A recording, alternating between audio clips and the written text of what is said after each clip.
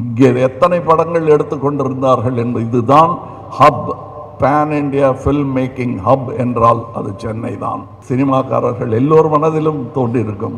அதற்கு நான் விதிவிலக்கு அல்ல. 20 ஃப்ளோர் வச்சோம்னா ஆசியாவிலே பெரிய ஸ்டூடியோ நம்ம ஸ்டூடியோ ஆகிடுமே அப்படின்னு சின்ன பையனாக இருக்கும்போது சொல்லியிருக்கேன்.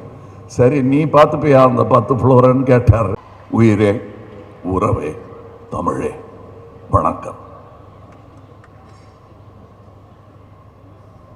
Wales trade convention centre, Vels film city, Vels theatre ஆகிய 3 பிரம்மாண்டங்களின் திறப்பு விழா எனும் வரலாற்று சிறப்பு மிக்க இந்த நிகழ்ச்சியில் நான் பங்கெடுத்து கொண்டிருக்கிறேன் என்பது எனக்கு புரிகிறது.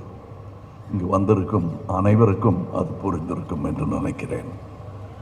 பாரம்பரியம் மிக்க அரசியல் குடும்பத்தில் பிறந்தவர், கண்ணியம் மிக்கவர், மாண்புமிகு தமிழ்நாடு நிதி அமைச்சர் தங்கம் தென்னரசு அவர்களே. இது போக வேறு பொறுப்புகளும் அவருக்கு இருக்கிறது. இங்கே பேசி அமர்ந்த சண்முகம் ஐயா அவர்கள் இந்த அரங்கத்தில், குளிர் அரங்கத்தில் மட்டும்தான் அப்படி இருப்பார் என்று இல்லை. அவர் ரொம்ப கூல் அண்ட் கலெக்டட் மேன். அவர் இனிஷியலுக்கும் அதுக்கும் சம்பந்தம் இல்லை. இது அவருடைய குணாதிசயம். அவருடைய நட்பும் எனக்கு வெகு நாட்களாக உண்டு. அவர் ஒரு விழா எடுக்கும் பொழுது அங்கும் நான் சென்றிருக்கிறேன். அதுவும் ஒரு முக்கியமான கட்டம். தமிழகத்திற்கும் தமிழ் கல்விக்கும் அது முக்கியமான ஒரு கட்டமாக இருந்த நேரம். பல வெற்றியாளர்களை உருவாக்குகிற ப்ரீ கேஜி முதல் பிஹெச்டி வரை சுமார் 50க்கும் மேற்பட்ட கல்வி நிறுவனங்களை, குறைந்தபட்சம் ஒரு 50,000 பேர் இருக்குங்களா, அப்படி 50,000 மாணவர்கள் பயில்கிற கல்வி ஆலமரத்தை உருவாக்கி இருக்கிறார் திரு ஐஸ்ரீ கணேஷ் அவர்கள்.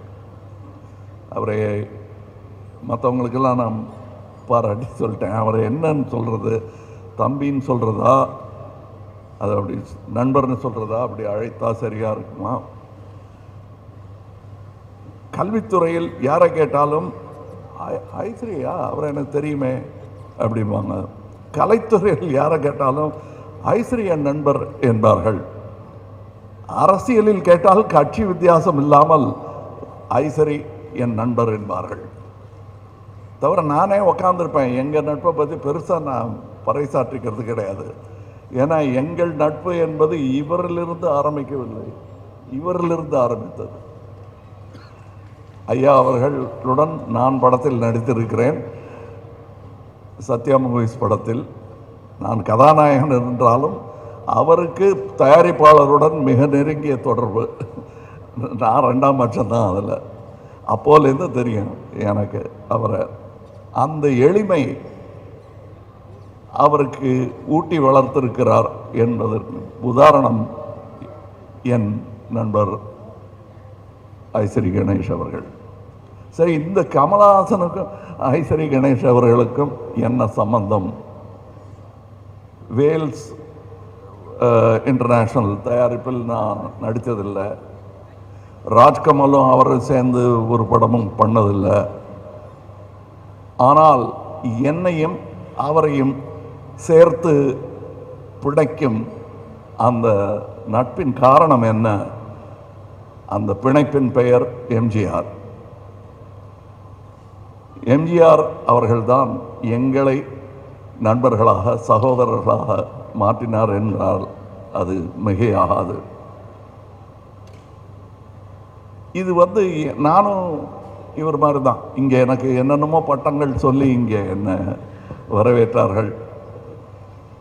என்னுடைய உண்மையான அட்ரஸ் என்ன என்றால், நான் சினிமாவின் குழந்தை. எனக்கு சினிமாவை தவிர வேறு எதுவும் தெரியாது.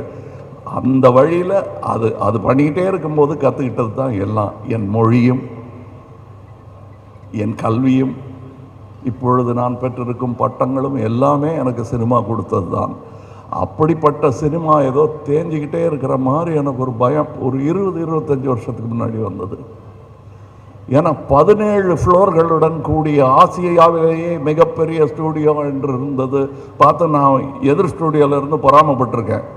சரவணன் சார்கிட்ட போய் சொல்லியிருக்கேன், ஏன் சார் நம்ம இன்னும் ஒரு 15-20 சொன்னால் நம்மது 20 ஃப்ளோர் வச்சோம்னா ஆசியாவிலே பெரிய ஸ்டூடியோ நம்ம ஸ்டூடியோ ஆகிடுமே அப்படின்னு சின்ன பையனாக இருக்கும்போது சொல்லியிருக்கேன்.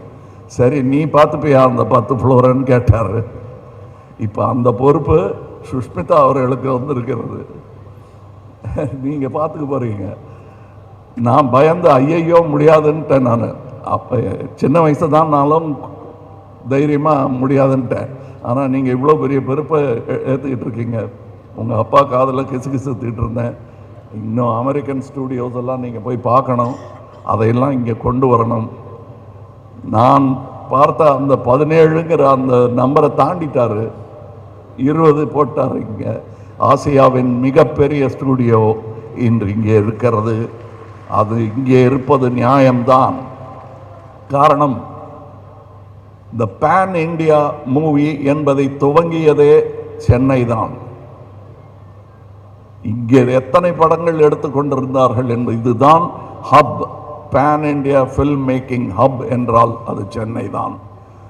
மும்பையிலும் பெரிய ஒரு இண்டஸ்ட்ரி இயங்கிக் கொண்டிருக்கிறது என்றாலும் அவர்கள் அந்த மொழியில் மட்டுமே படம் எடுப்பார்கள், அவர்கள் மொழியிலேயே படம் எடுப்பார்கள். ஆனால் இங்கே ஏவிஎம் ஆகட்டும், மற்ற ஸ்டூடியோக்களாகட்டும், நிறுவனங்களாகட்டும், இயக்குநர்களாகட்டும், பல மொழிகளில் இங்கிருந்து படம் தயாரித்து அங்கு சென்று கொடி நாட்டி வந்தவர்கள். உலகத்தின் அதிகமான சினிமாக்களை தயாரிக்கும் இந்த நாட்டில் இப்படி ஒரு இடம் இருக்க வேண்டியது அவசியம் என்பதை ஒரு அரசு முடிவு செய்யாமல் தனி மனிதர் முடிவு செய்திருப்பது பாராட்டுக்குரியது. இதை நாங்கள் அல்லவா செய்திருக்க வேண்டும் என்று இங்கே இருக்கும் சினிமாக்காரர்கள் எல்லோர் மனதிலும் தோன்றியிருக்கும். அதற்கு நான் விதிவிலக்கு அல்ல. எத்தனை படம் பண்ணியிருக்கோம், எவ்வளோ சினிமாவை பற்றி பேசுகிறோம். இந்த மாதிரி ஒரு இடத்த கட்டணும்னு நான் பேசி தான் இருக்கேன், செய்யவே இல்லையே. செஞ்சிட்டார, சரி நான் செஞ்சான்னு அவர் செஞ்சான்னு இங்கே வந்து வேலை செஞ்சுட்டு போகிறேன். இல்லை இன்னும் 2 கொத்தி விளக்கு ஏற்றி வைக்க சொன்னால் வந்து ஏற்றி வச்சுட்டு போகிறேன். ஏன்னால் சினிமாவுக்காக ஏற்றி வைக்கும் விளக்கு அது. அதனால்தான் நான் இந்த ஃபங்க்ஷனுக்கு வந்தேன். ஐயா அமைச்சர் அவர்கள், என் மத்திய அமைச்சர் கூட நாட்டின் கடமைக்காக இங்கே வரவில்லை. அதிலும் பெருமை தமிழகத்தில் இருக்கிறது. 6 நிதி அமைச்சர்களை இந்தியாவிற்கு தந்த பெருமை தமிழகத்திற்கு உண்டு. ஆக நம்ம தமிழ்நாட்டை சும்மா ஈஸியாக இடம் போற்ற முடியாது. அதற்கு இப்படி ஒரு இடம் வேண்டும். நான் பெருமையாக மார்தட்டி சொல்லிக்கொள்ள ஒரு அட்ரஸ் வேண்டும். அந்த அட்ரஸ் இதுவாக இருப்பதில் எனக்கு பெருமை. காரணம், முதலாளியே எனக்கு பர்சனலாக தெரியும். அதான் அது நான் செய்ய வேண்டியதை நீங்கள் செய்ததாக நினைக்கிறேன். ஒரு சகோதரன் செய்ய மறந்ததை, இயலாமல் போனதை இன்னொரு சகோதரன் செய்திருக்கிறார் என்றே நான் பெருமையாக அதை நினைத்து கொள்கிறேன். இங்கே இன்னும் நிறைய வர வேண்டும். அதை நடத்துகிறவங்க கிட்ட தான் அதை பேசணும். ஆமாம், நிறைய இங்கே நாம் சினிமாவை கற்றோம். எங்கு கற்றோம் என்று சொல்ல எனக்கு தெரியல. நான் ஏவிஎம்மில் கற்றுக்கிட்டேன். அடுத்து இங்கே இருக்கார், நான் எங்கே கற்றுட்டேன்னு சொல்கிறதுக்கு நடராஜன் சார் இருக்கார். அவ்வளோதான் எனக்கு இன்ஸ்டிடியூஷன்.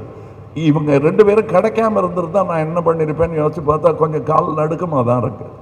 ஆனால் அந்த நடுக்கங்கள் வரும் தலைமுறைக்கு இல்லாமல் இருக்க நீங்கள் இங்கே சினிமா பயிலும் ஒரு அரங்கத்தையும் ஏற்படுத்த வேண்டும்.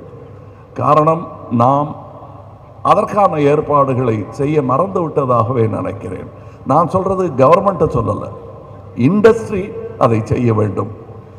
இதெல்லாம் எனக்கு இப்போ தான் தெரிஞ்சுதானா? இல்லை, முன்னாடியே தெரியும். வசதி இல்லை, வசதி உள்ளவங்க அத்தனை பேர் தெரியாது எனக்கு. ரொம்ப பேர் இப்போ நிறைய பேர் தெரிய ஆரம்பிச்சிருக்கு. இவர்களெல்லாம் தமிழ் சினிமாவுக்காகவும் தமிழ்நாட்டிற்காகவும் நல்லது செய்ய வேண்டும் என்று நம்பிக்கொண்டிருப்பவர்களில் நானும் ஒருவன். அதனால் தான் இங்கே வந்திருக்கிறேன். நானும் குளிர்கால செஷனில் விட்டுட்டு தான் இங்கே வந்திருக்கேன். நான் மறுபடி போகணும். இந்த ஸ்டுடியோவுக்கு மறுபடி வருவேன் வேலை நிமித்தமாக என்று நம்புகிறேன். இன்னும் சிறப்பாக இந்த மரங்கள் கன்றுகளாக இருக்கும் இந்த மரங்களெல்லாம் உயர்ந்த மரங்களாக வளர்ந்து பார்க்க வேண்டும் என்பது என் ஆசை. வணக்கம், வாழ்த்துக்கள், ஜெய்ஹிந்த்.